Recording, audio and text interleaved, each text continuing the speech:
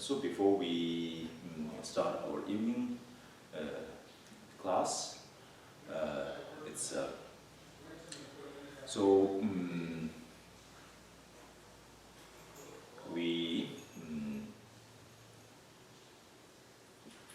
do a little bit silence meditation to reconnect our consciousness and reconnect our awareness. So we just be aware with our breathing and try to keep our mind calm and relax the body. So we focus on our breath.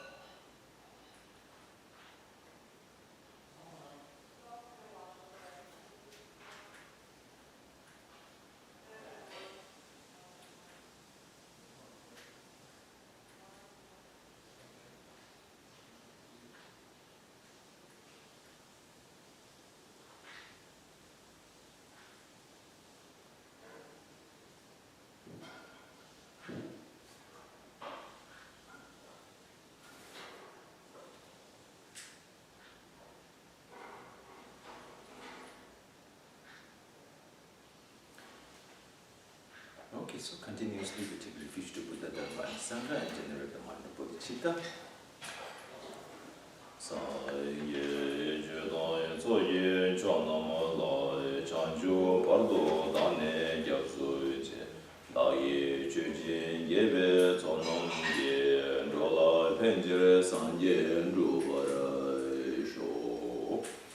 I go for refuge until I'm enlightened to the Buddha, the Dharma, and the Sangha. By the virtuous merit created by listening to the Dharma, may I attain the state of a Buddha in order to benefit all beings. I go for refuge until I'm enlightened to the Buddha, the Dharma, and the Sangha. By the virtuous merit created by listening to the Dharma, may I attain the state of a Buddha in order to benefit all beings. Okay, now we will offer one short mandala. These grounds are anointed with the perfumes, dimmed with the flowers, Mount Meru, the four continents, the sun and the moon. I imagine as a Buddha land and offer to you. May all beings enjoy in this pure land. Idam Guru Rama Mandala Niyataya Me.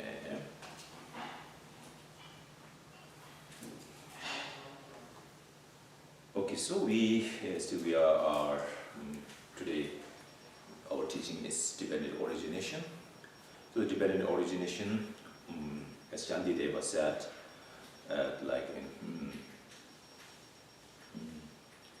okay, before what Shantideva said, so the vision of emptiness, of vision of dependent origination, it's the vision. It makes us our mind clear and equanimity, without any judgment and discriminations. So even there is a big differences between samsara and nirvana, and between ordinary beings and enlightenment beings. But this differences is only conventionally differences. When we see to the ultimate, there is nothing which is higher and which is lower, which is good and which is bad. How it happens, as Shantideva said,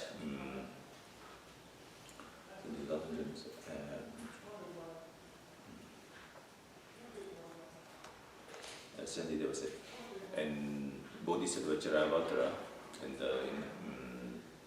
the chapter of wisdom, he says,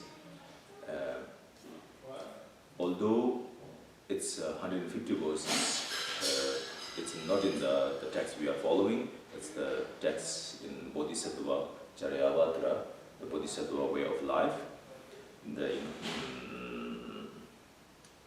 wisdom chapter.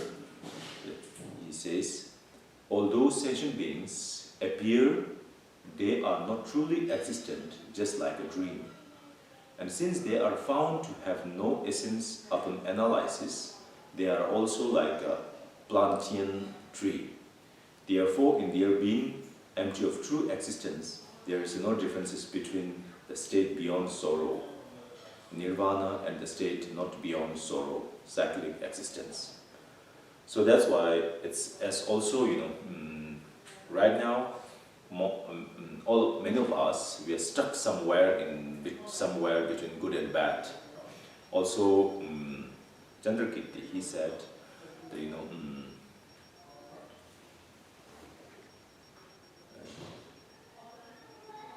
this stupid person do bad things and they go to the lower realms.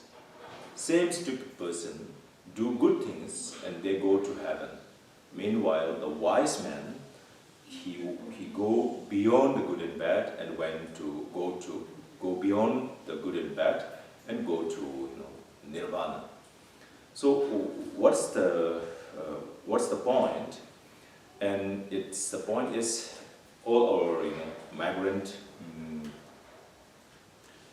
all of us, migrant beings,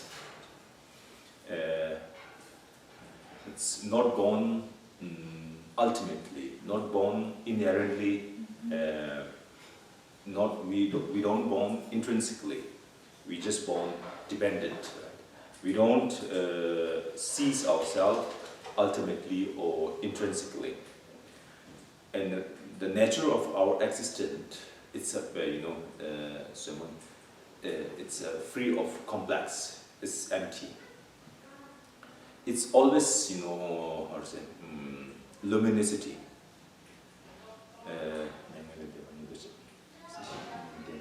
So that's why it's both the samsara and nirvana, or both peace and conflict, both are equally empty of inherent existence from ultimate point of view. So that's why we see all of us, we see like our existence is inherent existence and true existence. But reality, it's like it's like a dream. We see something, but actually it's reality. There's no. There's, I would say,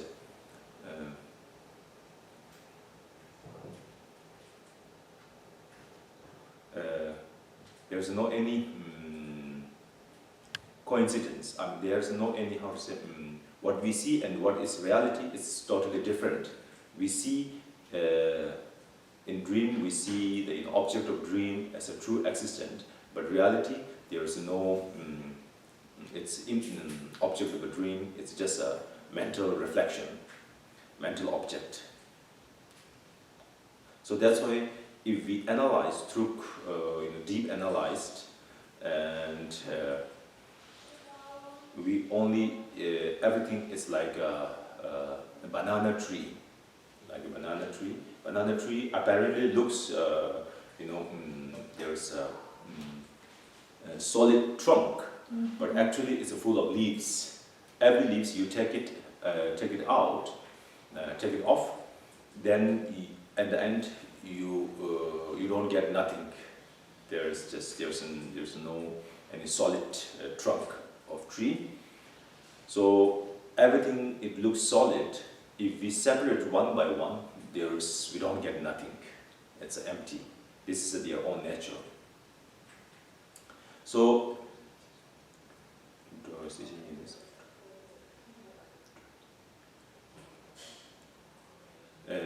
So that's why between ordinary beings and the Buddhahood, apparently there is a big differences, but reality both are equally empty of inherent existence. So continuously he said, so the result of this, what is there to gain and what is there to lose with things that are empty of true existence? In this way, who is there to pay me respect and who is there to abuse me?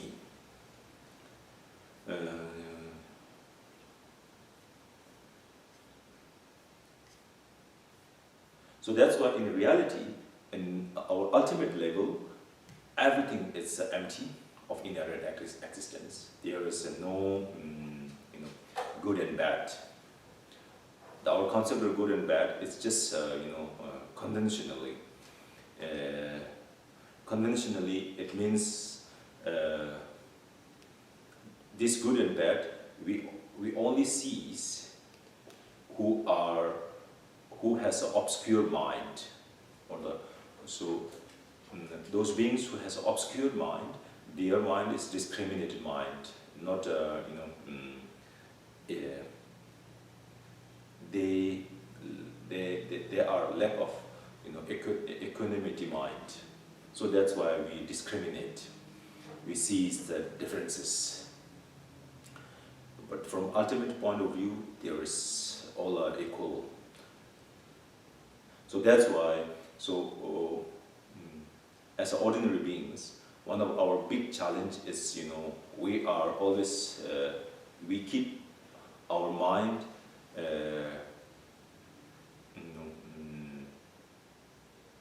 under the extreme views. We like dislike, and homage and insult, respect and abuse. I would love to have respect. I hate the abuse, and I like gain. I hate lose, or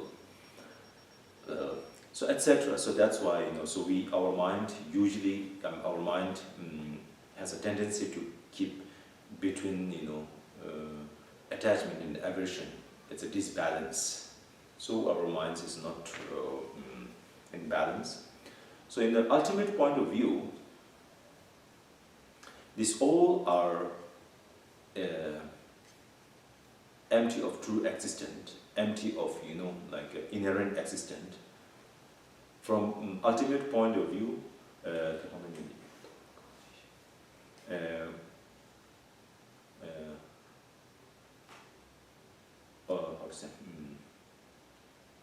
when someone respect, what's the reason to have? There's no any reason to have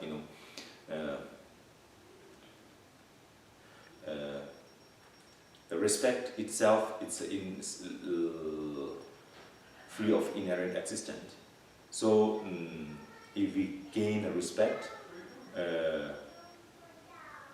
what reason to there's no any reason to create craving, because it's empty itself.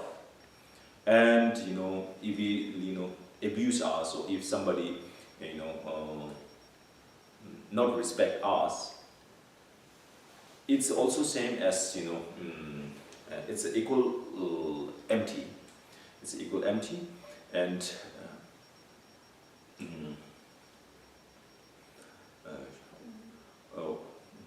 why we feel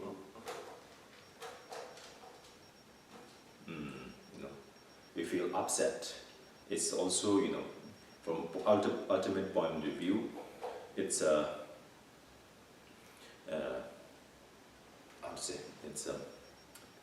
it's equal empty, because it's,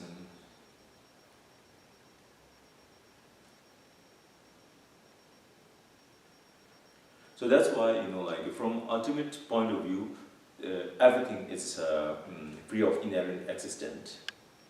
So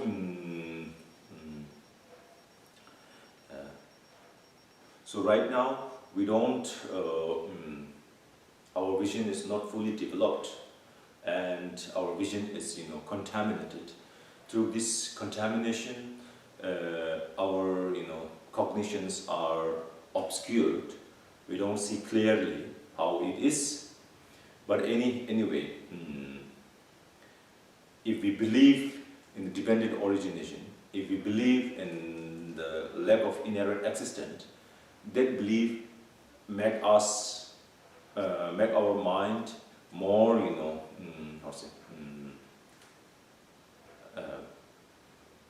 flexible and more tolerance. So we are not stuck in something, in the conventional,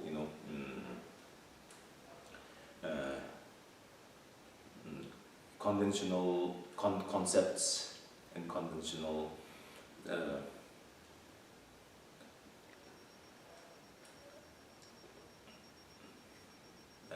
as less as we are, stuck in the conventional concepts.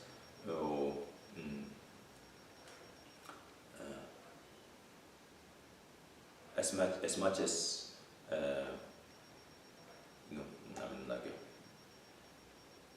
as soon as we don't trust or we don't believe in those conventional concepts, and as soon as our mind, how to say, get clear vision and less obstruct. So that's why this is the reason that Lama Tsongkhapa himself prays to Buddha, because of this dependent origination. So we also follower of the Buddha, and we are longing to have long-lasting happiness and peace, inner peace. So we should follow this teaching. So we are in dependent origination. Which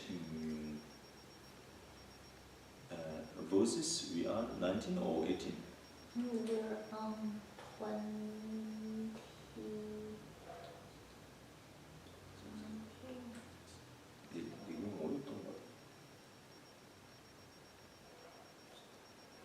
We're at the 21. 21 religion.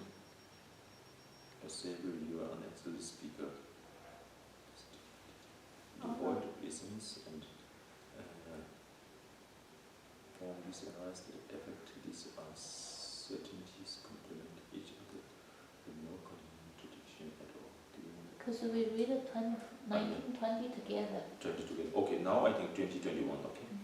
So the verses 20 and 21, dependent origination. Okay. Praise of dependent origination. Lama Tsongkhapa, he said here, all of this is devoid of essence, and form this arises that affect. These two certainties complement each other with no contradiction at all. What is more amazing than this? What is more marvelous than this? If one praises you in this manner, this is real praise, otherwise not.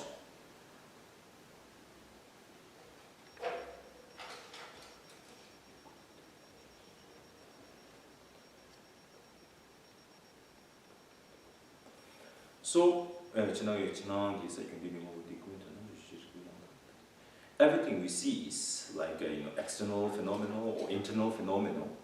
If we analyze through our ultimate perceptions, we are not going to find anything that has inherent existence. We are not going to empty. The form is empty. Emptiness is a form saying. So if you don't analyze, we just merely observing through the conventional mind. Then we see there is something. There is something. There is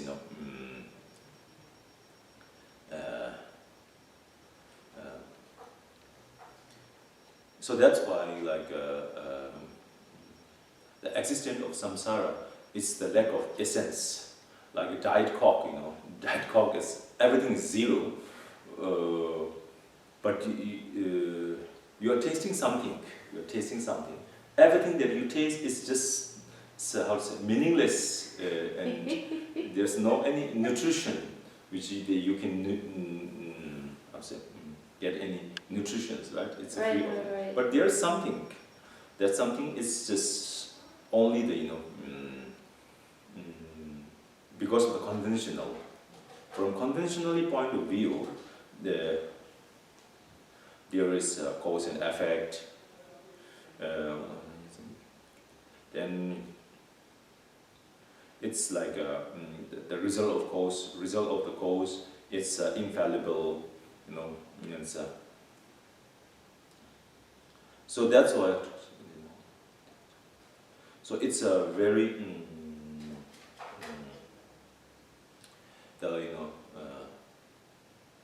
apparently conventional and ultimate looks contradictory, right? There's contradictions.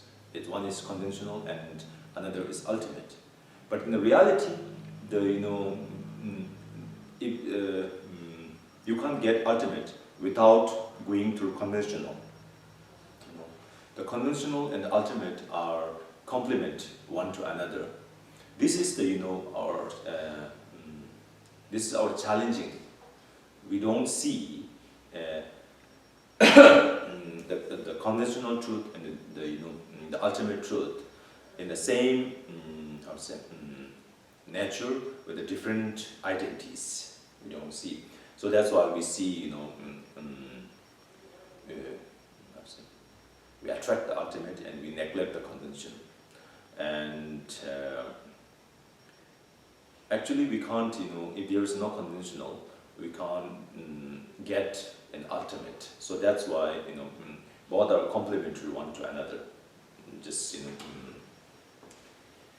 if you don't see the glass, we can't see the emptiness of the glass. The emptiness of the glass, we need to find through the existence of the glass. The glass itself is a conventional phenomenon. It's so that's why this is Lama Tsongkhapa also he said this is the the most difficult point when we are looking for the Madhyamika point of view.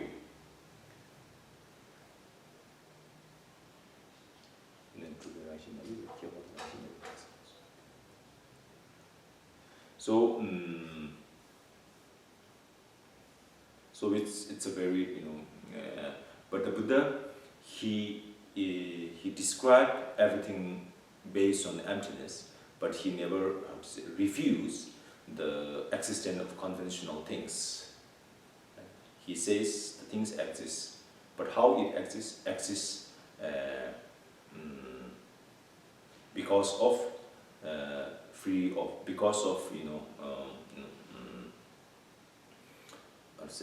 lack of inherent existence. If the things are lack of inherent existence, that things exist, how it exists interdependently.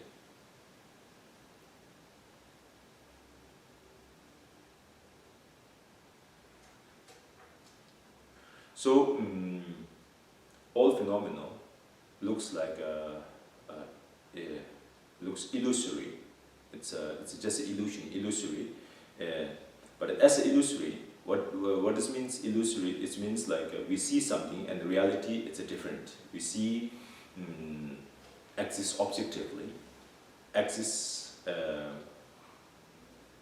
but reality nothing exists objectively. Everything exists subjectively. If the things exist subjectively, things exist, merely designations.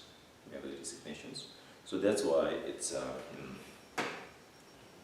Meanwhile, we don't know how to, relate between conventional and ultimate. So still, our mind is,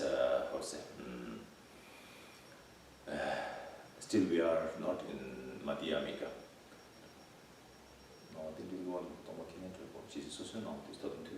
So as Lama Tsongkhapa said,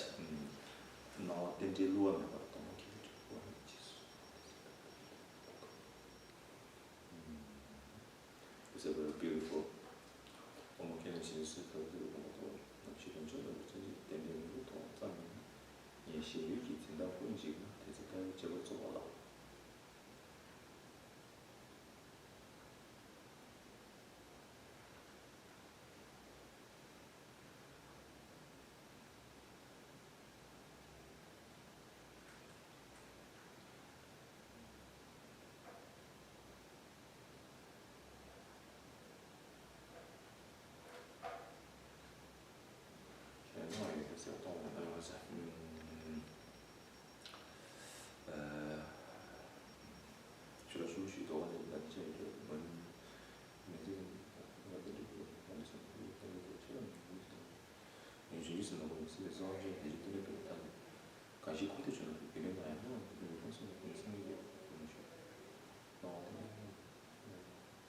He says, like in the three principal aspects of the path, he says,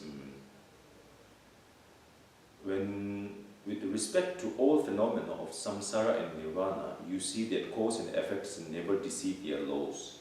And when you have dismantled the focus of objectification, at that point you have entered the path that places the Buddha. So long as two understandings of appearances, which is undeceiving dependent origination and emptiness, devoid all of this remain separate, so long you have not realized the inherent of sage. It means, when you see about the dependent origination, it makes you clear the emptiness. When you see the emptiness, it makes you believe in interdependence. That means you have a good understanding of the sages of the Buddhists. When you see the interdependent, you don't see nothing emptiness. When you see the emptiness, you lose your belief in interdependence. That means you don't understand still. So that's why interdependent and the dependent emptiness always need to combine each other.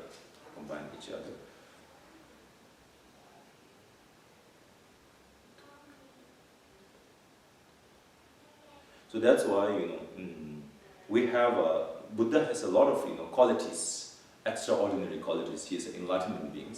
So we have we can praise him for many ways. But the best way to praise to Buddha, it's praise through the dependent originations. Because through the understanding of dependent origination, then we can, eradicate all our negative thoughts and all our wrong thoughts, all our,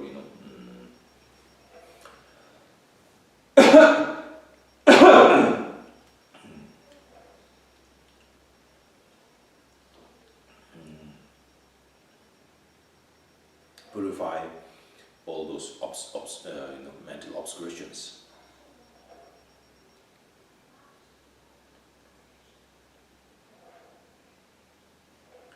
So, 22, right? 22 and 23. Being enslaved by ignorance, those who fiercely oppose you, what is so astonishing about their being, unable to bear the sound of no intrinsic existence, but having accepted dependent origination, the precious treasure of your speech, then not tolerating the roar of emptiness, this is, I find, amazing indeed. So it's a very,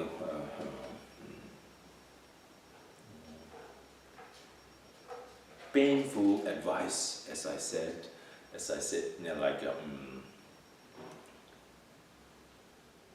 once they see the dependent origination, but still neglecting the lack of inherent existence, it's a contradictory.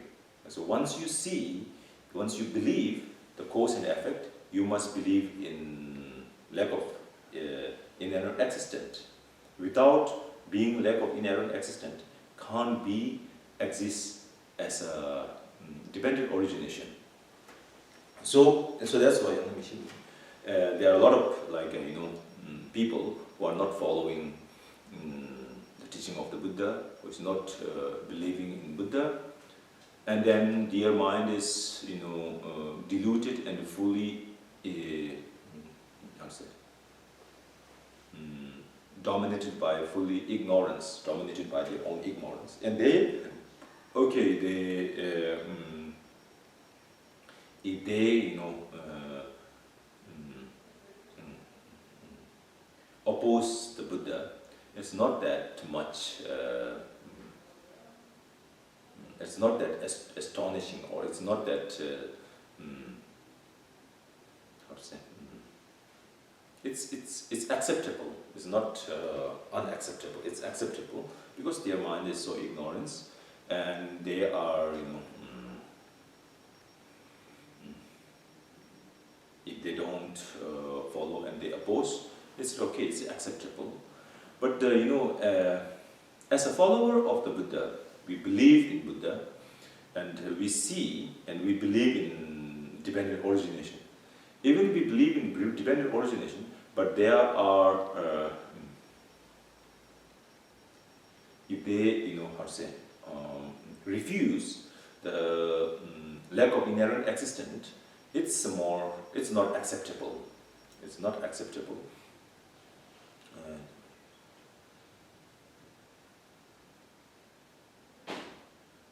So it means the vision which they Vaibhasika and Sautrantrika they hold, their vision is not a complete, not an infallible vision.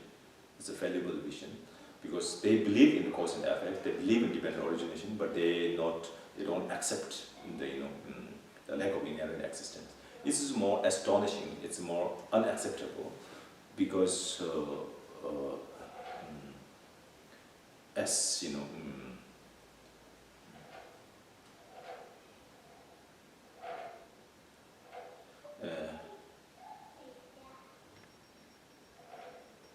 if you are riding the horse and you are looking for horse, so the truth, it's always stay with us, but we are go to search the truth, because truth are so close, so simple, and it's always there. It's innate, actually, the nature of the truth. But we, so this is why people like us, we all know, we all are longing to have a long-lasting happiness. But that long-lasting happiness, we know that we can't get this long-lasting happiness through the sensorial object, but we run always behind. We always run after this sensorial object, expecting to get long-lasting happiness. Even we know there is we can't get it. Nobody says the money can buy a happiness. Always everybody, you don't need to be religious, or you don't need to be spiritual. You don't need to be practitioner. You don't need to be Buddhist. But whosoever you ask, you can get a happiness through the money. They said no. We know, but we run after the sensorial object. So why it's if somebody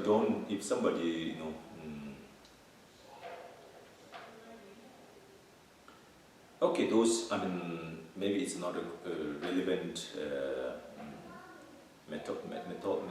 relevant example. So like those monks, they became monk since very young age. The whole life they are in a monastery. So they have a. It's okay to desire to eat McDonald's. It's okay because they don't know what is the McDonald's, what it contains, how it makes. So people like us live in the United States. We all know the McDonald's is not a healthy food. McDonald's is not good. Coca-Cola is not good, not healthy. But still, we are hooked with McDonald's and Coca-Cola. We are just and all those science behind McDonald's. All the philosophy behind McDonald's. Even we all know, but still we hooked. This is more astonishing. This is what Lama Tsongkhapa said. So that's why, as a Buddhist,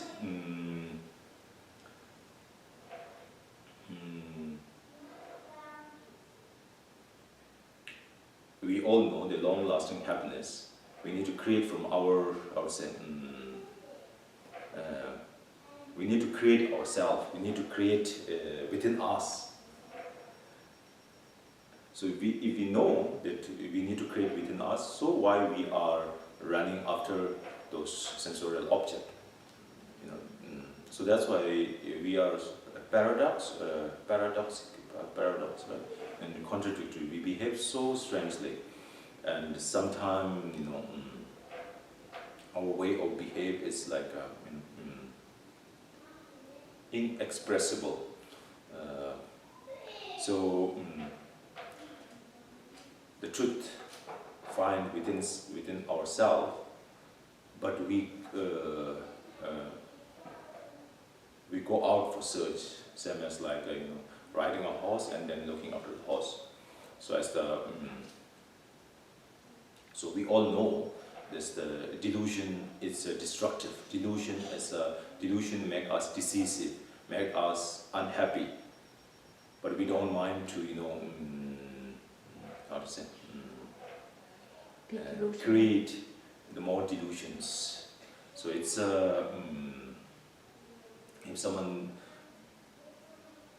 if somebody have any idea that a delusion mind is a destructive mind, they are deluded, it's okay, it's acceptable. This is how. So there's a story like, in the time of Buddha,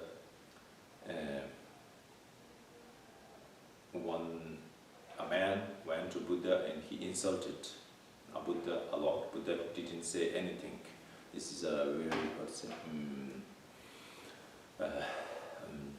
common story and popular story. And he insulted. Buddha didn't react any against him. And then he started to spit to Buddha. Spit Buddha. And when he spit, so many of his disciples were very upset. But Buddha didn't, react against him. And he went. And then, many of the disciples said, Buddha, you are Buddha. You are enlightened, but you are too much. We understand when that man insulted you and you didn't reply, it's okay.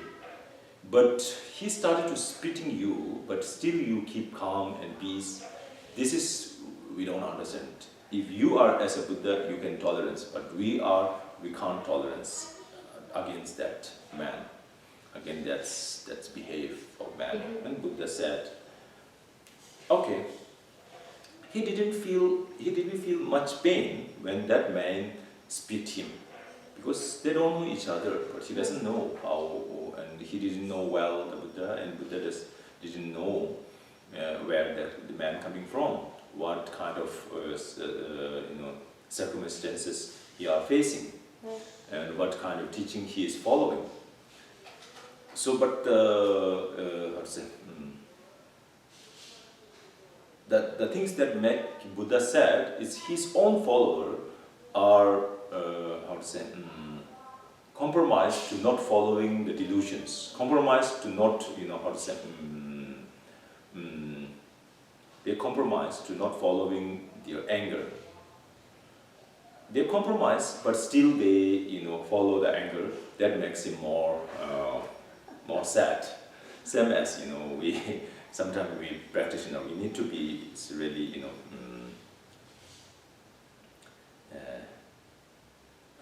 we need to take precautious. We need to observe well all the time our mind. Otherwise, the mind is so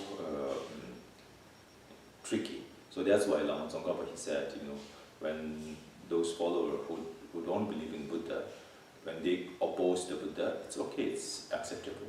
But as a Buddhist, and we oppose the idea of the Buddha, even we know the things exist because of dependent or interdependent, and we still have a hard to believe in lack of inherent existence.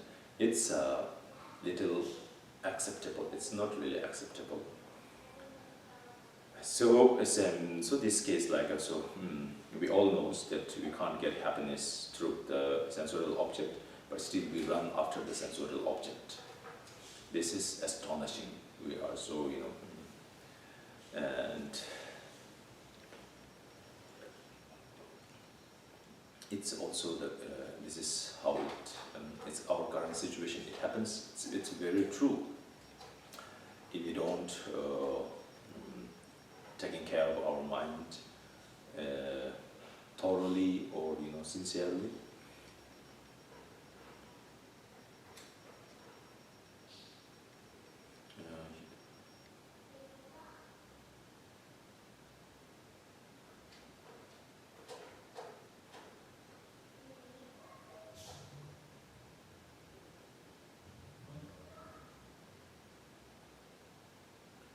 okay, so now 20 what?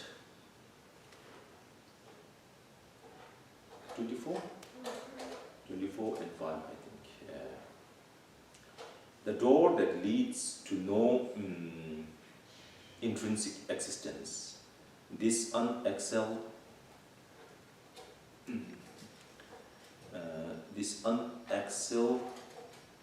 door of dependent origination, through its name alone, if one grasps at intrinsic existence. Now this person who lacks the unrevealed entrance, well traveled by the noble ones, by what means should one guide him to the excellent path that pleases you?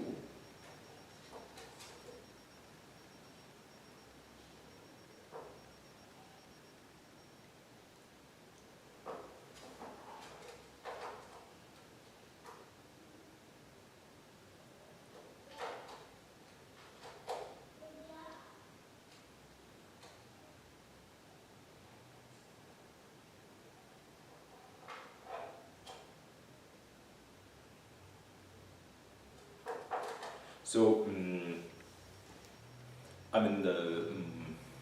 here it means those, follower of the schools, like Vaibhasika and Sautartika, they believe in dependent origination, but they don't believe in lack of inherent existence. They believe in dependent origination, just,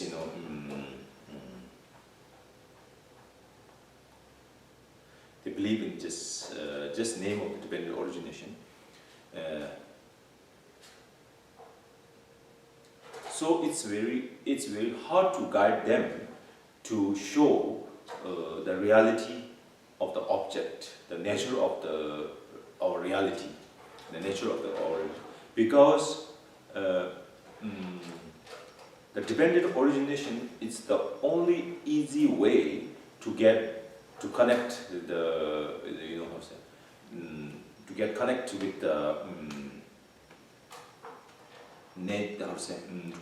with the nature of the reality.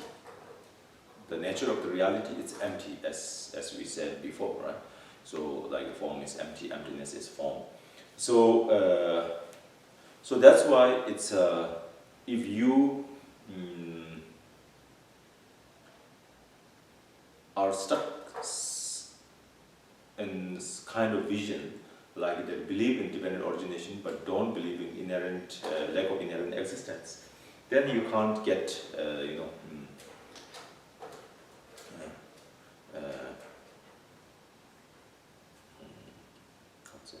you can't understand the real message of the Buddha. So their teaching of the dependent origination make them like how to say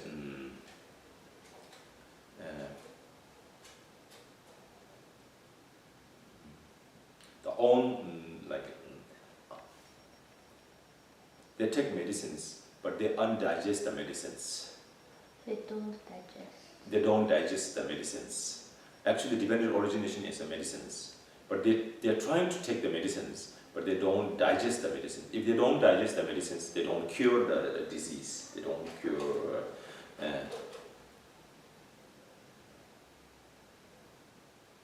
So that's why we need to improve our the mechanism of digestion, or improve the how to say we need to make our digestion better.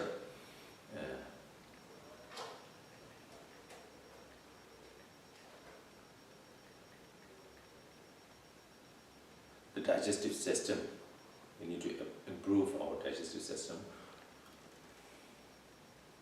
The only way to improve our digestive system is we need to keep our spiritual sensible, like faith and devotions, or all the religiosity,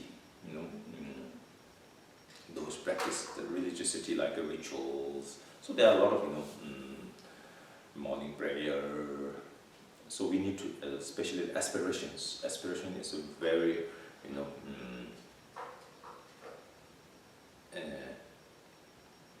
important factor which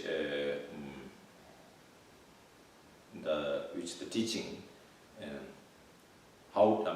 the aspiration is very important to digest, that we can digest the teachings. Otherwise, teaching only stay as knowledge, just of course the reasoning, logic we should, but at the same time we can't lose our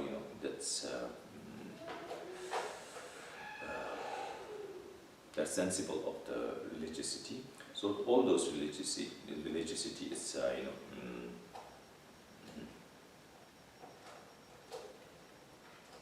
very important, like offering.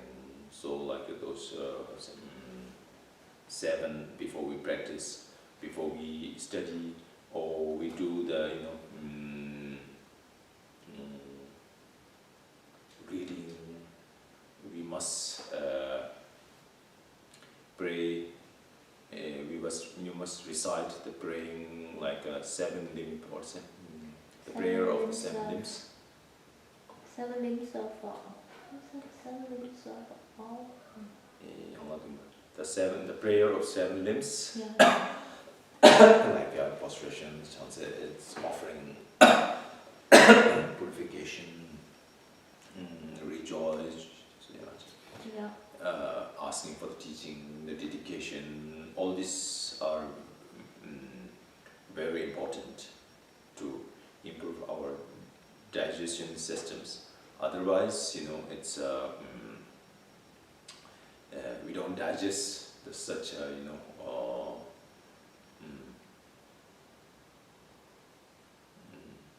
profound teachings and simple teachings.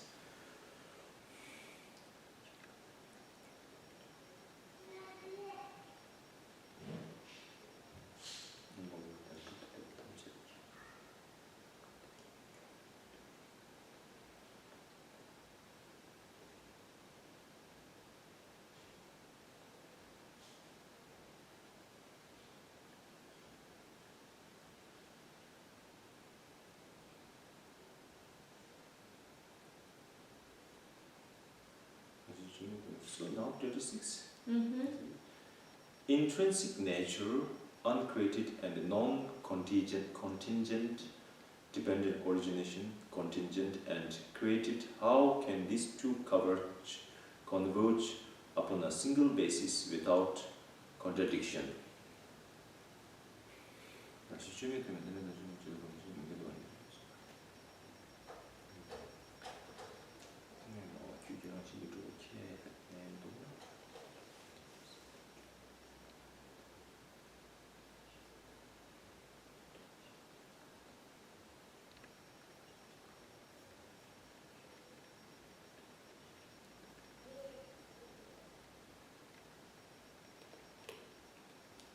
So, like those schools, now there's a little bit debate,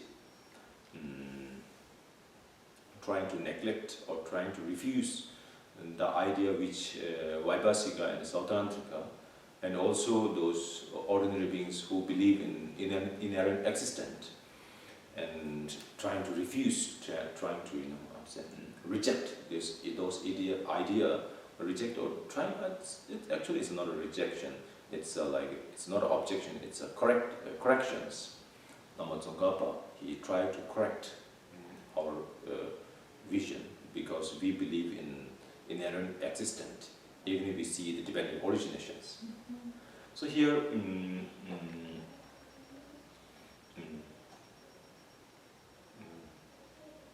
apparently or directly, he tried to correct the idea of the Vaibhasika and Sautantrika, but indirectly he helped us to correct our vision, because we also have this kind of visions. If the thing exists inherently or intrinsically, then they can't edit or modify it. They can't change the subject. They can't. It's not conditioned. They can't. They cannot condition the things, because things exist itself. Can't depend. It can't dependent on the other phenomena. Mm-hmm.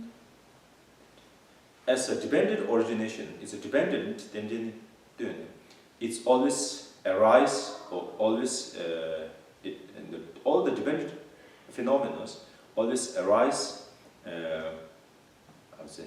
dependent on other phenomena. So that's why it's called a dependent, right?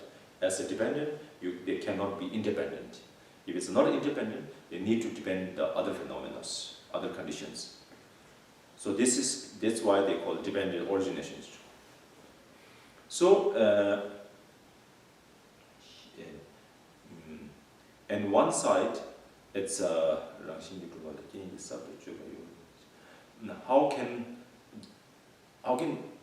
can describe as a being as an inherent existent and independent, at the same time as a dependent.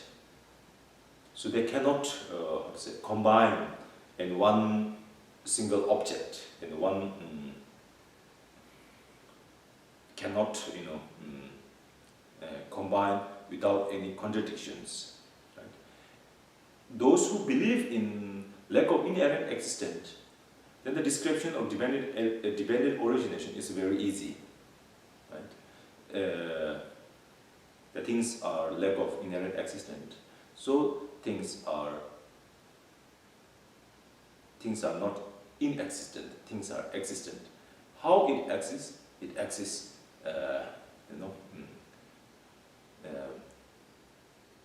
Dependently, or things exist interdependently.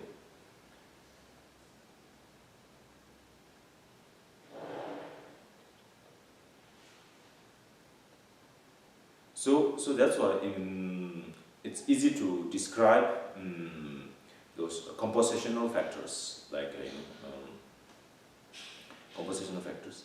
But even non-compositional factors are also dependent originations. They originated by the dependent of their conceptualizations, dependent of the concepts.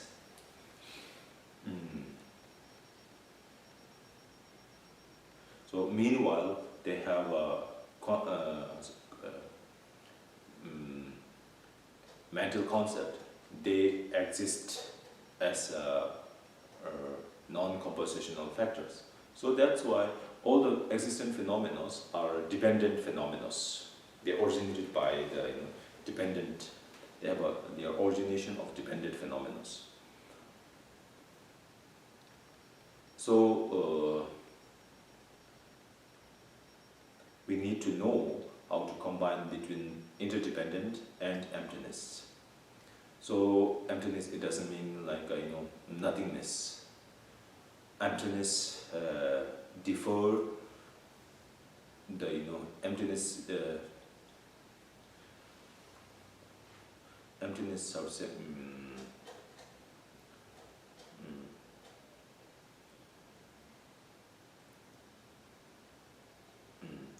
Emptiness object the inexistent. Emptiness affirm.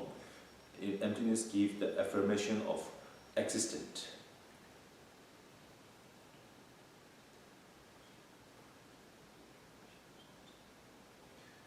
So 27, right? Mm-hmm. Therefore, whatever originates dependently, though primordially free of intrinsic existence, appears as if it does possess intrinsic existence. So you thought all this to be illusion-like.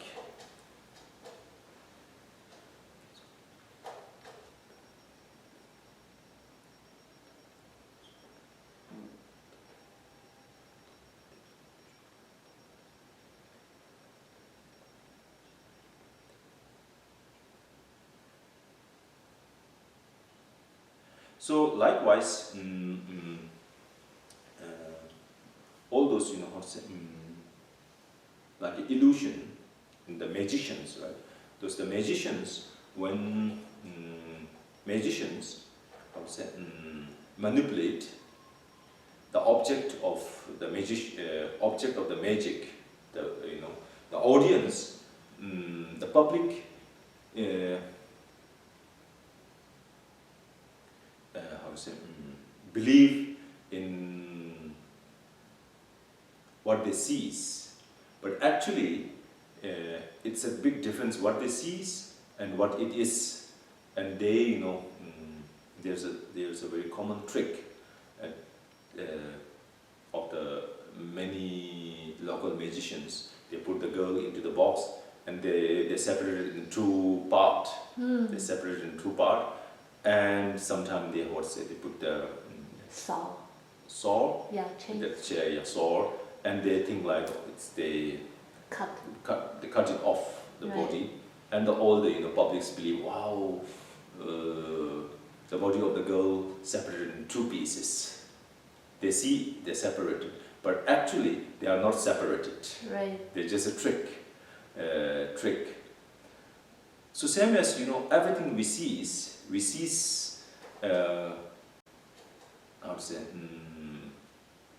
solid. So we see the things are, how to say, solid, and things are intrinsic. Things exist itself. Things exist there how it is, but in the reality it's not. Reality it's empty of that intrinsic existence.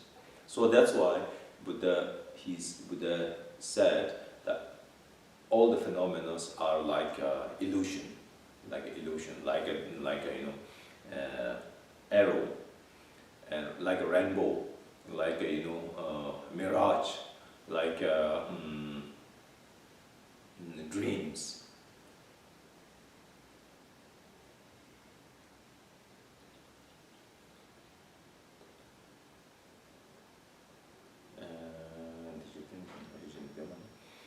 So that's why from the beginning, that means like through primordially free of instinct existent, from the primordially or from the beginningless, it's the lack of inherent existence is like It used to be inherent existent, and once you realize the emptiness, then it stopped to being inherent existent. Not like this. From primordially, or from beginningless, it's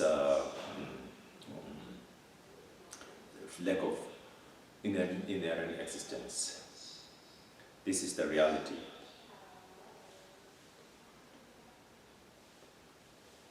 So that's why, based on our ordinary cognitions or our ordinary perceptions, all the dependent origination phenomena, we see they exist objectively, or they exist truly in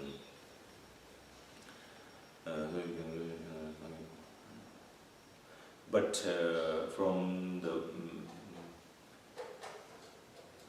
ultimate point of view, or from the Buddha's point of view, are not like this. He sees how it is. He sees lack of inherent existence. The things are lack of inherent existence. There is no any, see something and reality is another things. For our perception, you see inherent existence, and in reality it's lack of inherent existence.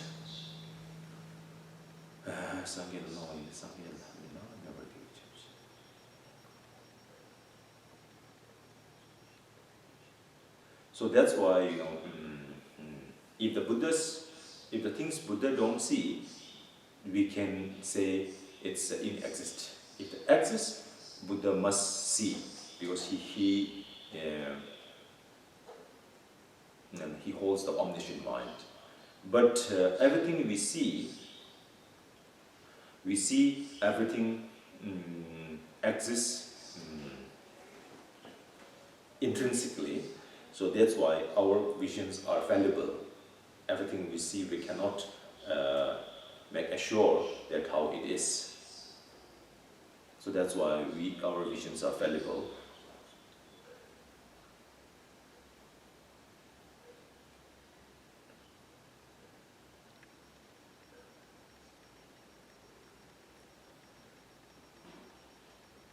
So we see the things exist objectively, because we say, yeah, I see that objectively. I can touch and I can hear, I can smell.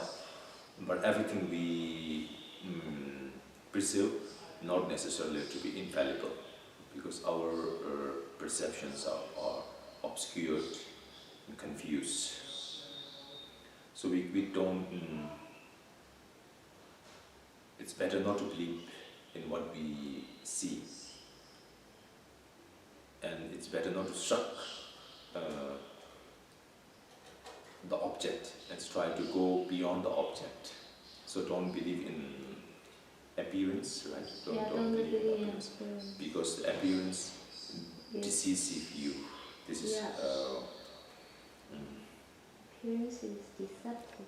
Yeah, appearance is deceptive.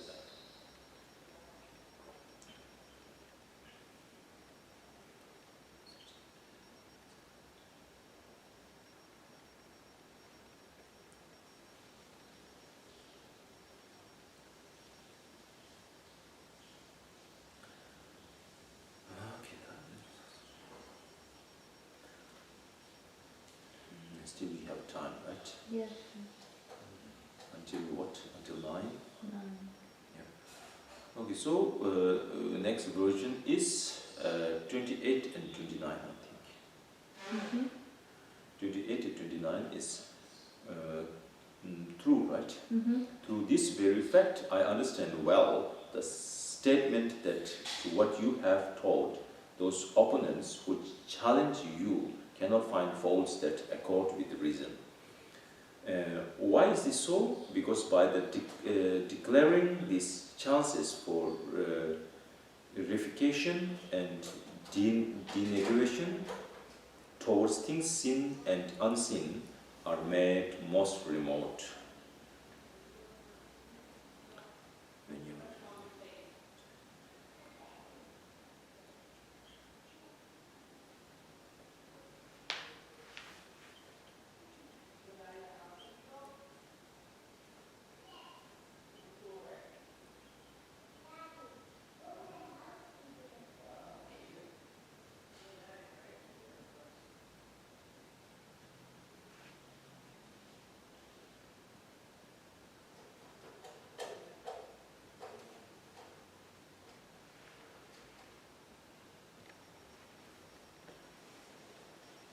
So no one, how to say, opposed the idea of the Buddha, because all the how to say statement that Buddha he made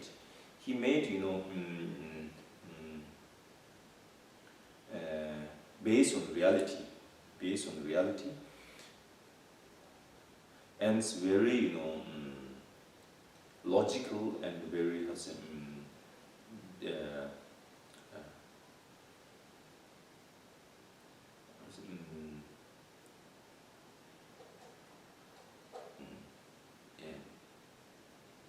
you can approve of the things it's as we say these days like scientifically actually that because you can approve it, even you don't have a much realizations, but you can approve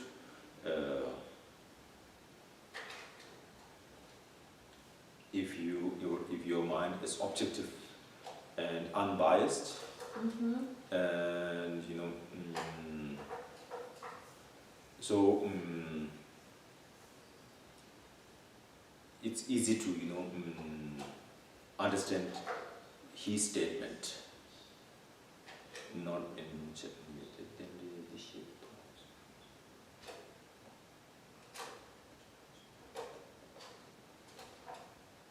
because through the statement of the Buddha clarify all our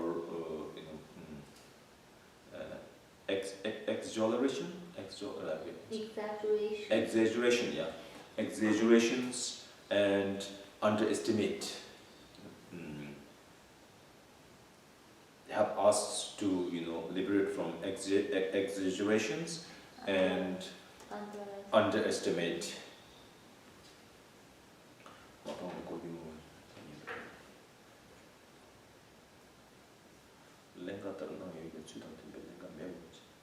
So sometimes we oppose the statement of the Buddha, but reality we cannot oppose him, because everything he says it's like based on reality.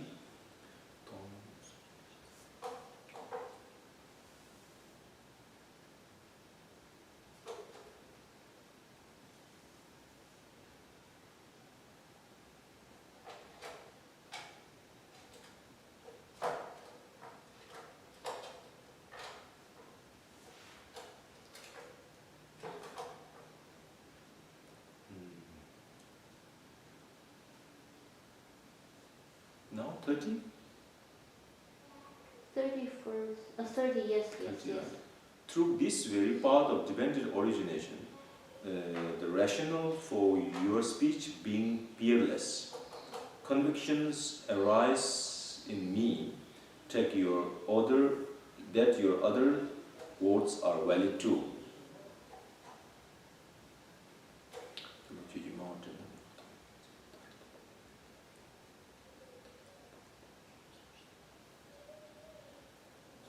So, through the understanding of dependent origination, we can make assure that everything that Buddha said is valuable. Even we all his teaching, it's how to say. It's infallible and valuable.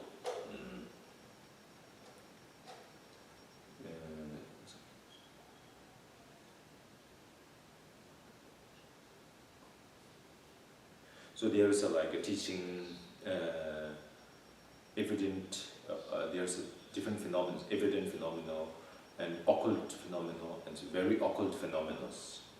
So Buddha he talks about the material object which is very obvious or evident, and the occult phenomena is like the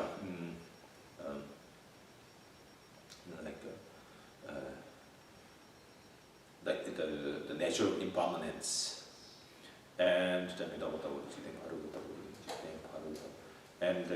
the reincarnations. It's actually these are occult phenomena. We our ordinary perceptions can't see, but if we follow the statement of the dependent originations, then I don't see clearly, but I can trust Buddha. But everything he says, he says logically and sincerely. Also, like if the result of the generosity is a prosperity, result of the patience is the good looking, and also the law of cause and effect are very occult phenomena. So these all teachings, it's a little it's a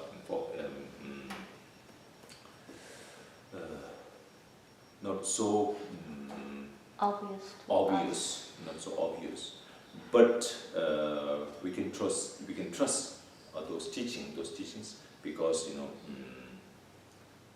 the statement that he makes to the origin or dependent origination is so infallible and it's so true. So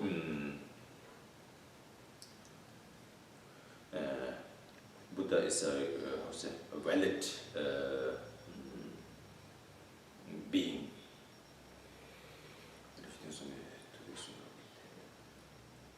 It's infallible.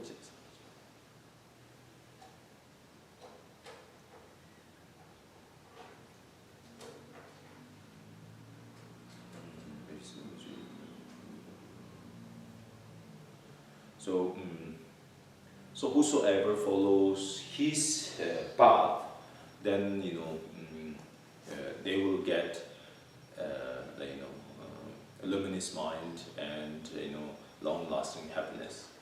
For example, from 32, 33. You who speak excellently by seeing as it is, for those who train in your footsteps, all degenerations will become remote, for the root of all faults will be undone. But those who turn away from your teaching, though they may struggle with hardship for a long time, faults increase ever more as if being called forth, for they make firm the view of self. Aha! When the wise comprehend the differences between these two, why would they not at that point revere you from the depth of their being?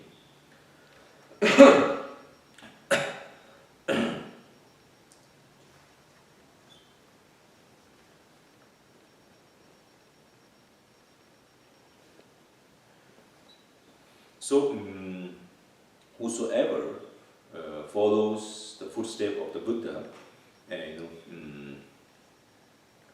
they liberate from all the degenerations, all those, they can dispel all the delusions. Because origin of all our suffering, it's from the self-grasping.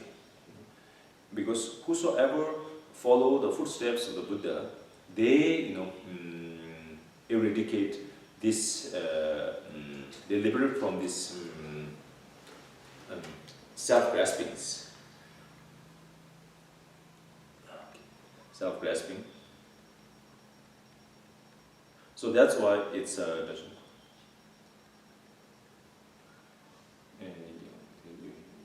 that's why they achieve the state of liberation.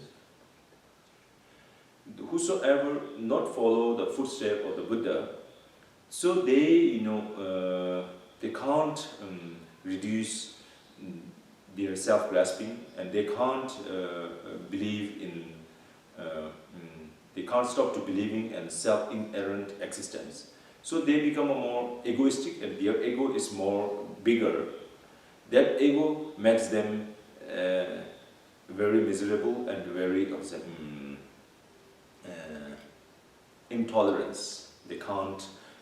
They become less resilience, and they become more intolerance. So whatever happen related with your them and theirs, they feel great suffering. They feel great suffering, and then they don't mind to take a action, take a violence action, and so even they admire the non-violence, but they behave violently. So that's why they always stay in circulic existence. So that's why they always keeps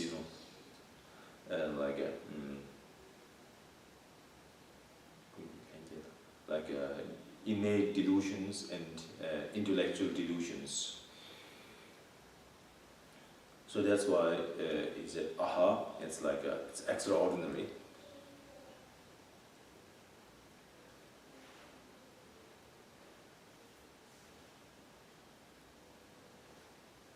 So that's why Lama Tsongkhapa himself, he really, how to say, devoted to Buddha. Not that not only through the words, he feels that deep devotion, because all the statement that Buddha makes, it really it guaranteed us to liberate from all the miserable states. We become our mind more kinder, or compassionate, and more luminous.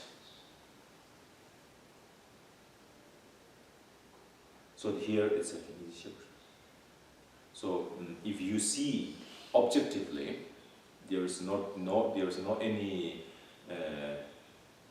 slightly influence because of your own interest and because of your own references, like I am Buddhist, so that's why I praise the Buddha, and the other teachers are not such a qualified teacher as a Buddha. No, there's not that. If you see objectively and unbiasedly, you see the differences in the qualification of the teacher. You see, it's because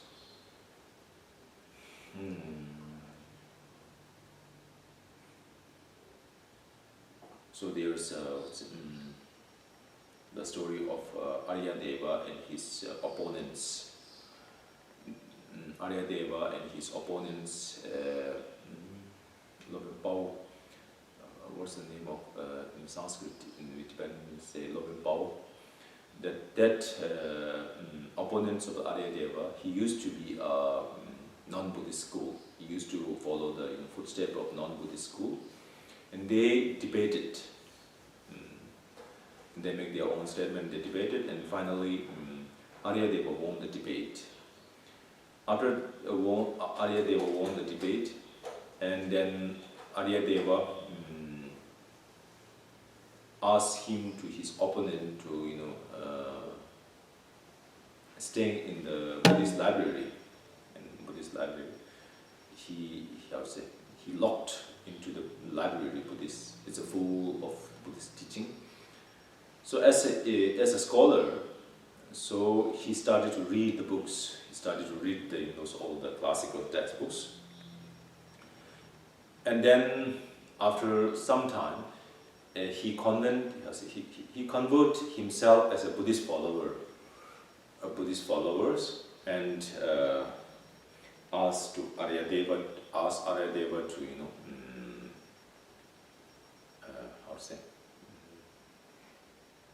take him out from the library because he was little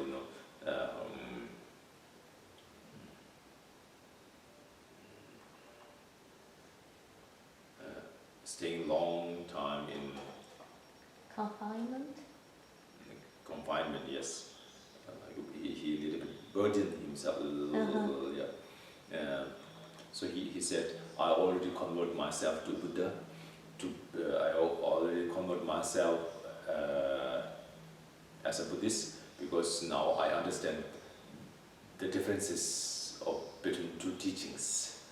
So because he convert, because he sees all those quality of teachings. So that's why all the prayers that Lama Tsongkhapa he made, actually not being as a Buddhist, actually he sees the reality, he sees the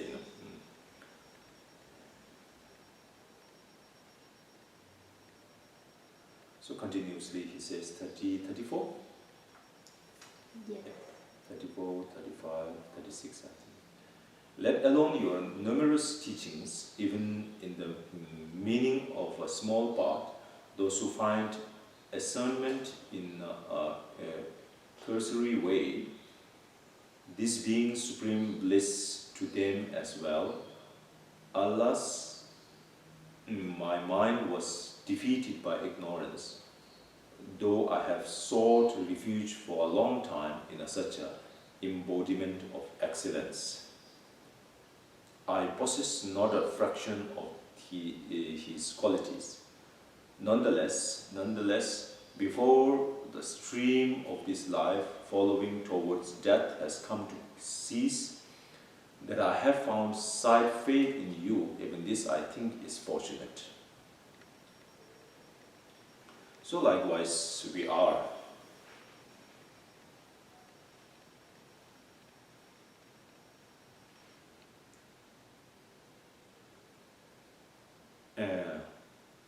Everything we learn through the Dharma,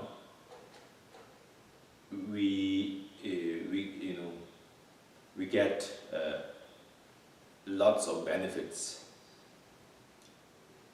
temporarily and definitely. But we have also, if we learn, deeply, and we understand his statement deeply, of course we're gonna get a lot of benefit. But our mind is limited, and we don't. Still, our mind is full of obscurations, foggy, and lots of negative tendencies.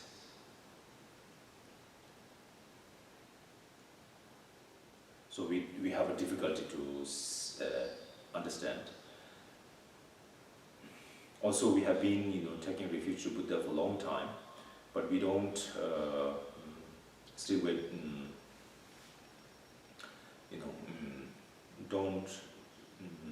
Still we are distracted. We are not following literally all his path. We don't follow literally his footsteps. So that's why we just distracted many times. But despite of our distracted, but still we try to learn and try to follow. It's very fortunate. Even death comes before we realize. It's pity, but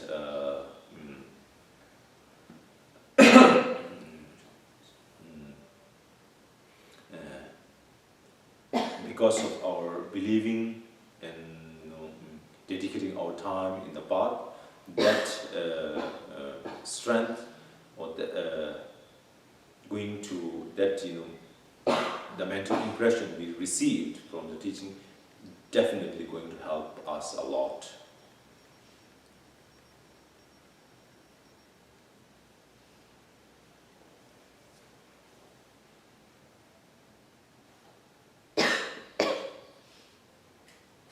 So continuously 30, 38? 37? 37. Among teachers, the teacher of the dependent origination. Among wisdoms, the knowledge of dependent origination.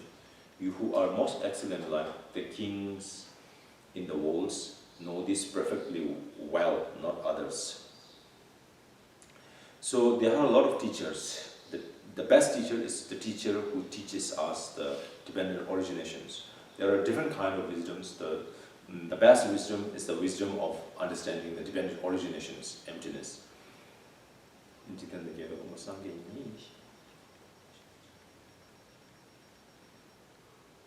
And among the all the how to say, masters, the Buddha is the greatest master, greatest teachers, because he himself realized the dependent origination and emptiness. Everything he teach us through his own experience.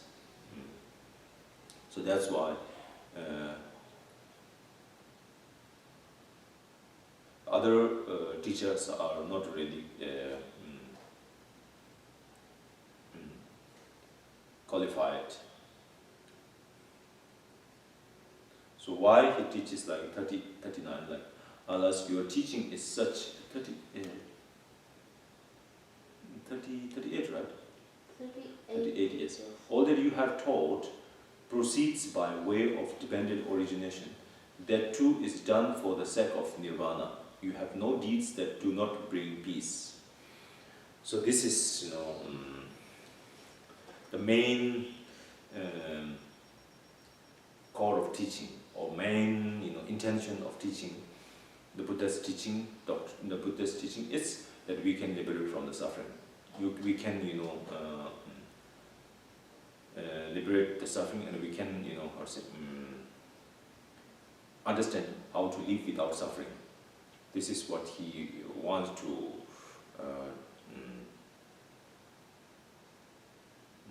promote us. His promotion of to live without suffering and live with a long-lasting peace and happiness. This is the only motivation Buddha Buddha, has. Yeah. My question is, in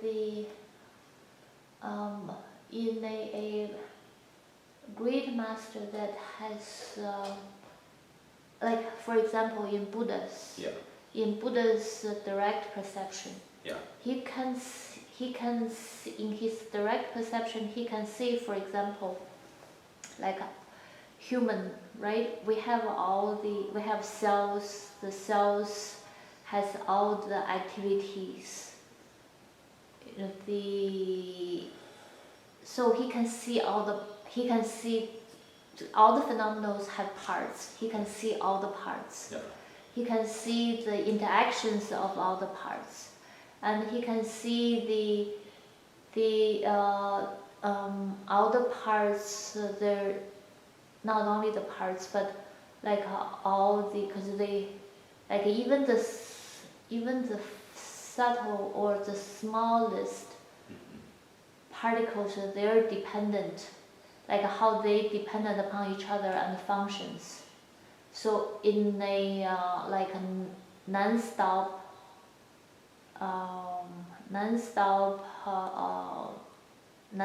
manners, because it's constant. There is no stopping, right?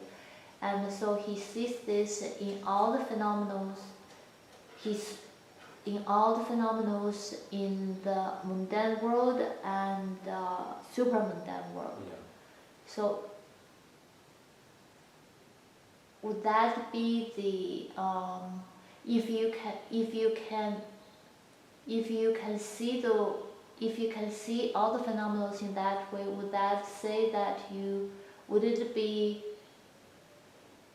the right understanding that what the Buddhahood is like? I mean, like one aspect of the Buddhahood, like in that state, that's what you are. Through your direct perception, that's what you are seeing. Mm-hmm. Yes, it's like it's omniscient mind. You see everything in a single minute.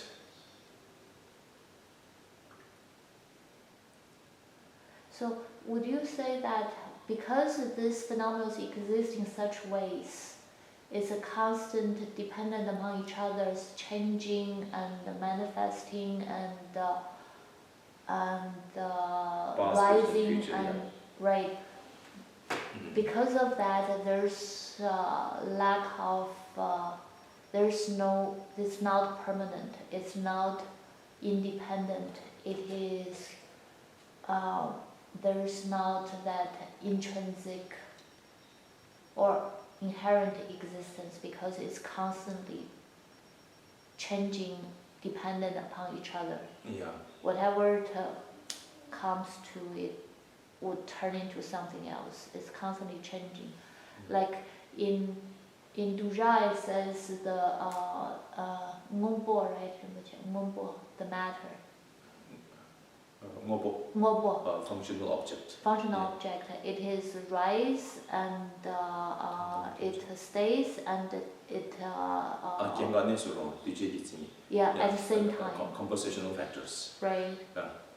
It's like a born, stay, and cease. Right. At the same time. All of compositional factors, it's arise and so their moment of stay, their moment of cessations. Right. When it arises, so it's continues. Right. It's cease, yeah. Right. It arises at the same moment is sustaining, but at the same moment is dying. It's dying, yes. It's just expression that it constantly. Yeah. Okay.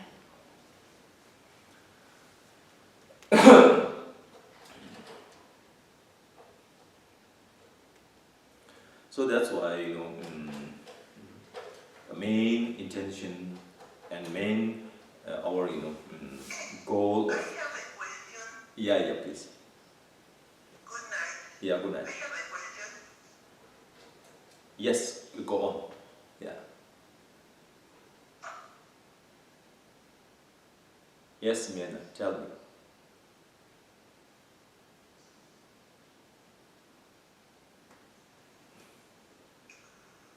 Do you hear me? Hello. Yeah, I hear you.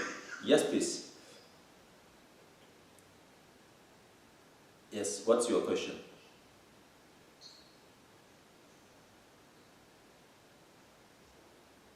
Yeah, you say She can't hear. turn off your microphone. I think the microphone sign is Oh, off. she needs to turn on. She needs to turn on its the hearing.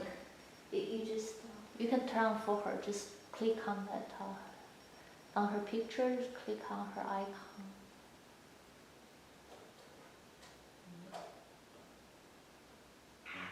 Oh, yeah. Craving and breathing.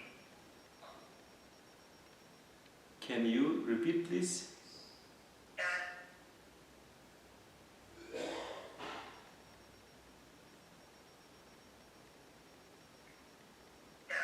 You can hear me? Now I hear you, yes. Yes. I want to know what are the words in English and in Tibetan for craving, grasping, and resilience. Resilience, craving, And grasping. yeah, in Tibetan, right? In Tibetan and in Spanish because I don't understand very well. Yeah.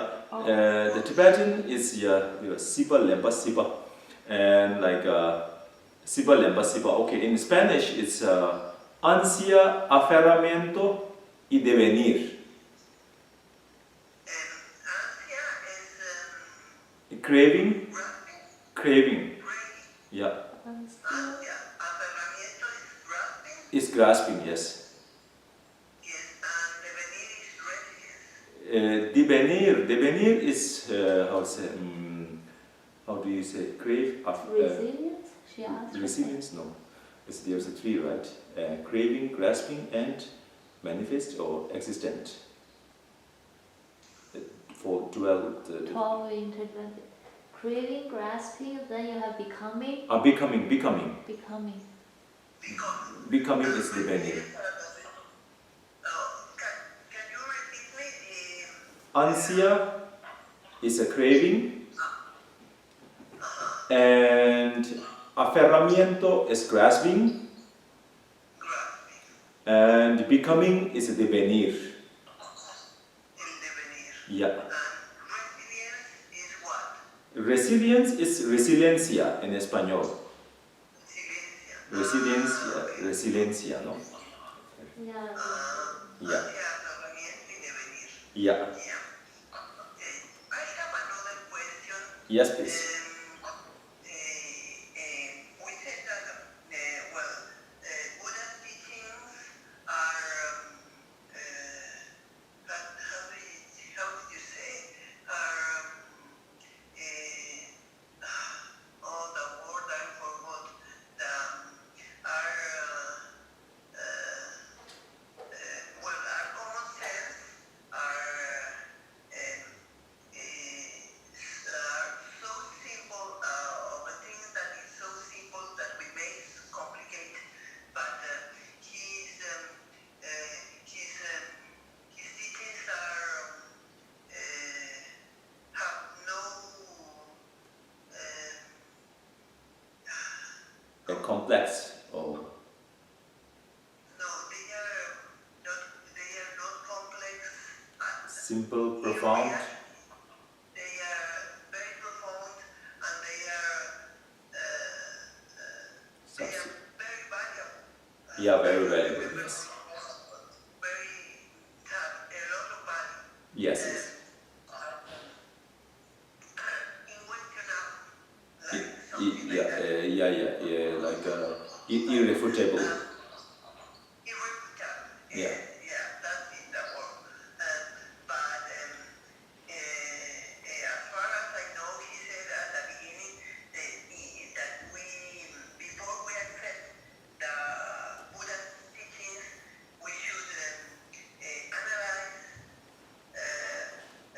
make serious reflection, meditate, and put in practice. And when we see that in that practice we can see the real value of his teachings, so then we accept that totally. Yes. Is like that. How is that? Because some other religions or whatever say you should accept this. Well, they don't say, but it's supposed to. But in Buddhism, we can first of all we have to do a serious reflection on that, analysis, debate, and all those things. Yeah. So before accepting totally, Yes, yes. or like that.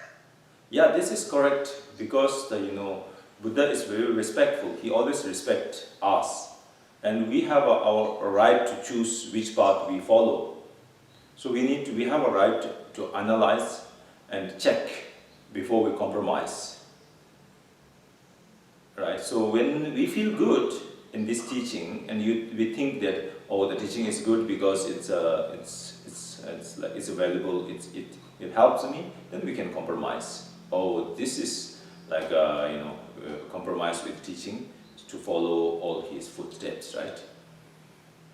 First analyze and then compromise, not like first compromise and then analyze. Okay. Thank you very much. Okay, thank you all. So I think yes.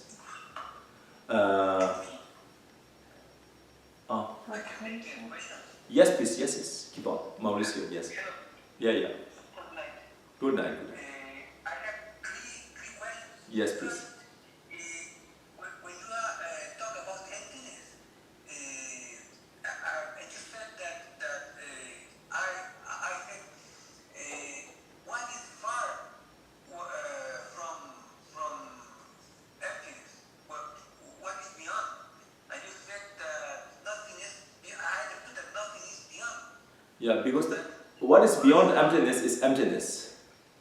It's the same, but for us, it's like for me, it's like nonsense. Nonsense. I don't understand. Yeah. Because it's maybe God is there. What's there? What will we do there? If when we accomplish that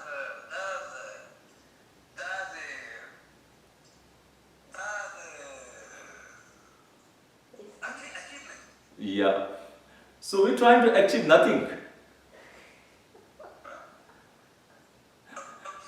Because we walk without objective, without condition. Yeah. It's difficult for me to understand. yes. So you know what this means, unconditional love? Yes. Unconditional love is not expecting nothing, right? So the emptiness is unconditional love. Thank you. That clears me a lot. Yeah. Emptiness is unconditional love. So beyond emptiness is unconditional love. Thank you. Yeah. Second, Yeah. about our diet. Yeah. I know now that Tibetans are not full vegetarian. They eat some meat. They eat, yes. Tibetans, yes, they are vegetarian and they are non-vegetarian. Yes. But in Tibet, it's necessary because I think that you don't have too much to feed. Yes, because of the cold climate, yes. They don't grow much. Other places where you have more food, how you can justify that you have to eat meat? So this one you need to ask yourself, you need to ask your body.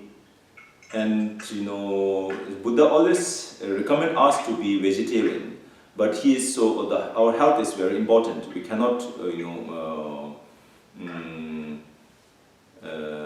make joke with our health, right? So it's something related with your health. Then you can eat, like you can consume the animal product. If there's not any while you are consuming the animal product, you need to give thanks to the animal, and you need to know this meat is belong to the living being.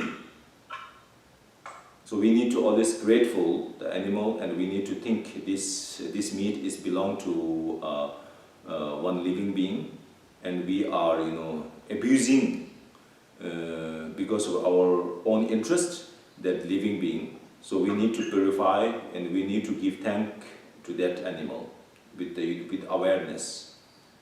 So that's why it's related with your health. If there's not any health issues, then it's better not to eat meat. I understand. Yeah. The last one is I was reading Pavonka's The liberation. palm of your hand. Yeah. I found something a paradox, something contradictory that I don't understand. Yes, please tell me. In page 60 says that when Buddha was teaching about Tantra, he said he was teaching with concert. Concert, yes. Co- With the deity, yeah. It's concert, yeah. Concert. with the mate, I think. Yeah. This is what I think. Yeah. And then this will bring me what we understand about Tantra in ordinary thought of common thought, things Sexual, yeah. of Occidental people. Yeah. What we second, in other Pavonkas, when he's talking about sexual relationship as action, you have to avoid.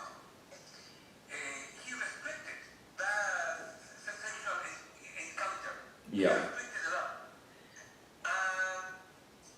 But in the other hand, when he no, well, this is related with the Tantra with Concert, yeah. concept, yes. And third and final, it's when he talks about 8 virtues. Yeah, He virtues. says that virtues is like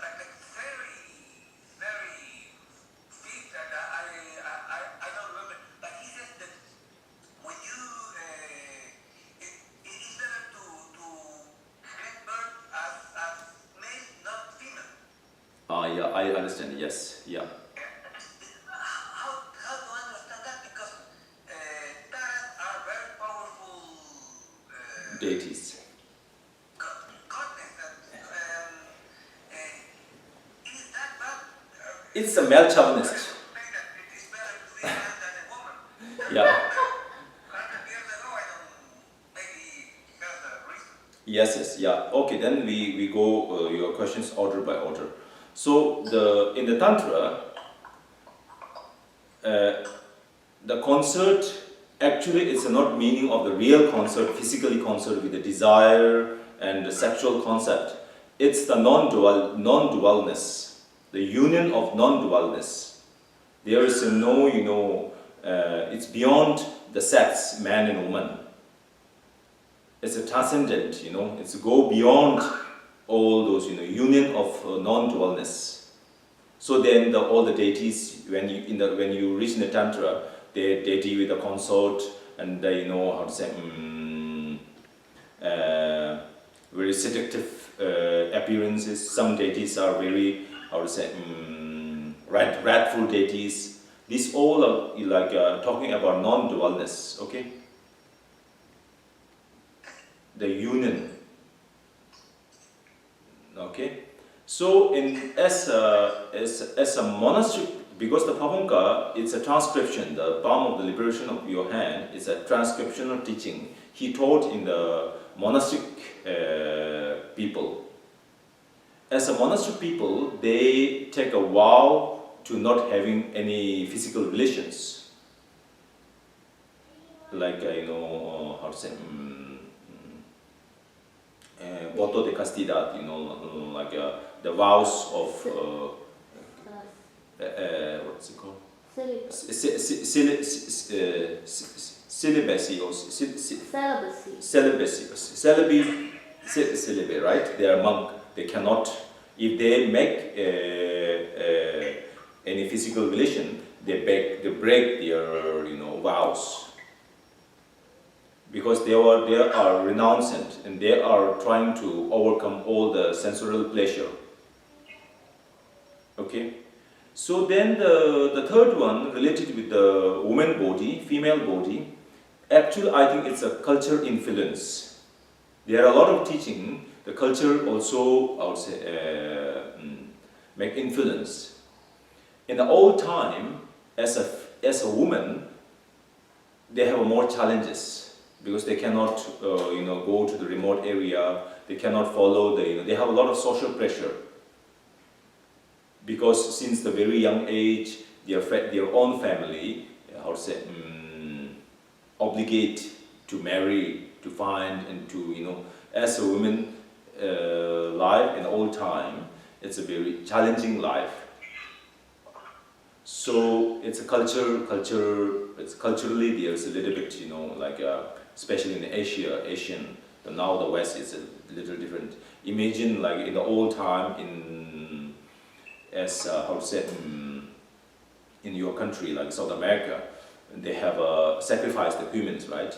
They kill the young virgin girl to offering the god of the land, etc. So being a woman, it's a really difficult, not like this. So that's why they consider it as having a female body is a kind of obstacles.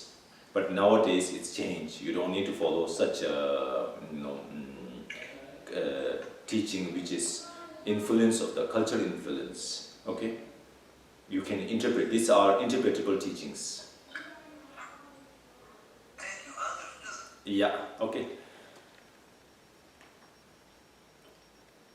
Okay, very good. So anyway, so we couldn't finish the all verses, but it's okay. So most important is like, we follow the steps, we follow the teachings. So the following the teaching is not, we need to follow, day by day, not occasionally.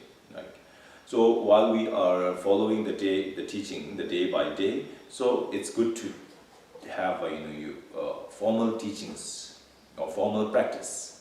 So the formal practice as a formal practice, like it's always good to take refuge and generate the mind of bodhicitta, and then think about, like the dharani of the dependent originations, omida mahidu parvava, all the phenomenal omida mahidu parva hidam deshan tadatot hawata desan sayunido the ibamba di ma shamana iso. Think and meditate on this dharani, and then you have enough time also praise the praise of dependent originations, to reflect and pay respect and pay homage to Buddha and thank. And what else? So try to make your life more meaningful. The only way to make our life meaningful is continuously be kind and be sincere and be be follower of the footstep of Buddha. This is what, as a practitioner, what should we do? So then during the informal practice, observe your mind and look after your mind, and everything we see, we think it's just illusory, it's just illusion. As likewise rainbow. It don't grab firmly whatever we seize, right?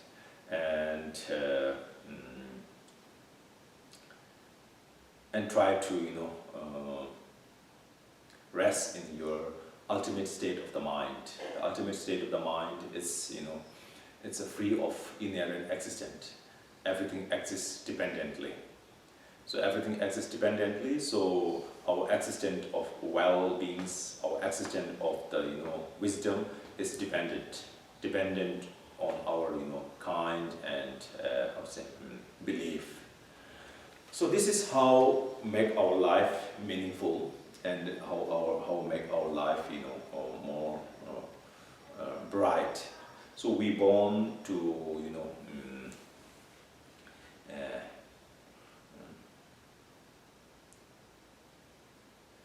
we born to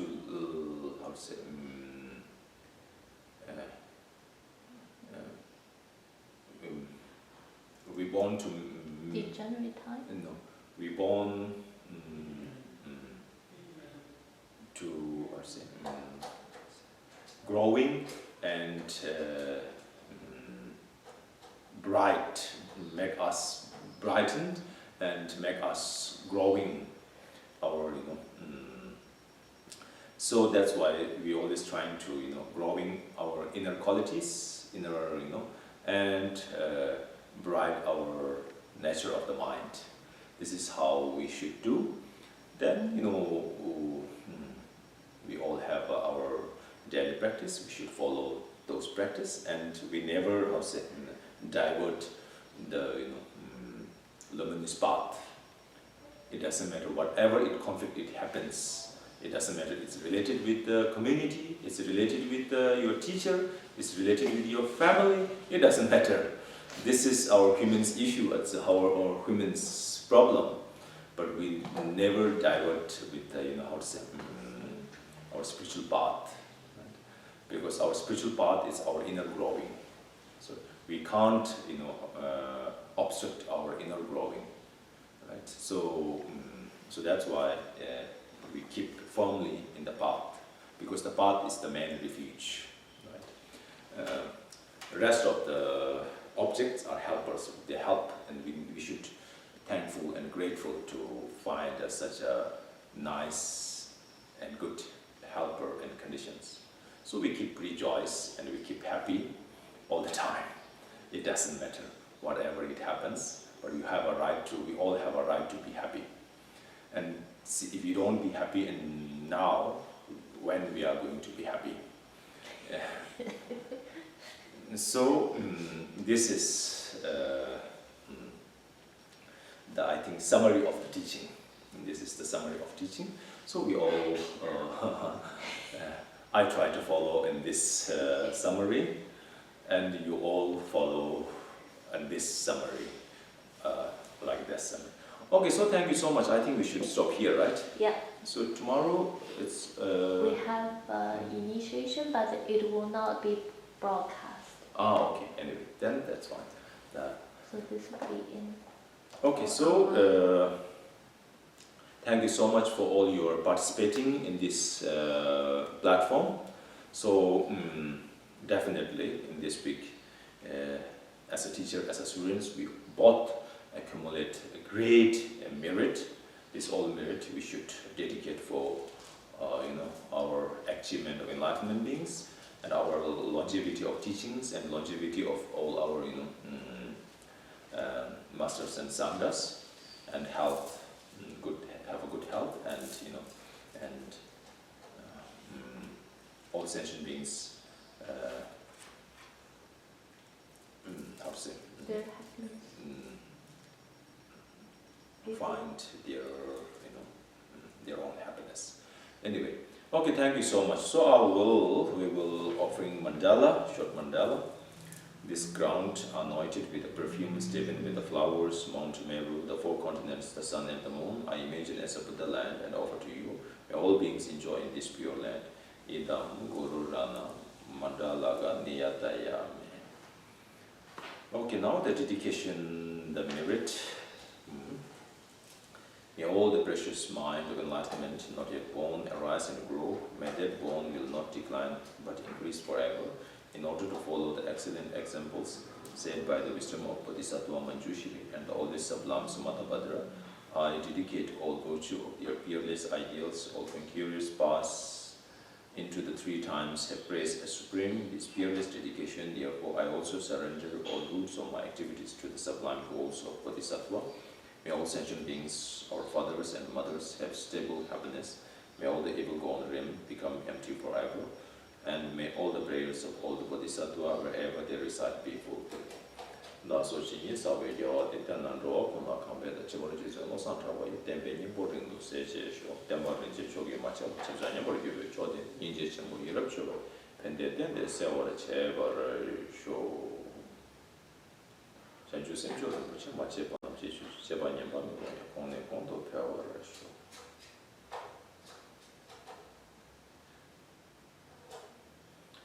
okay, thank you so much.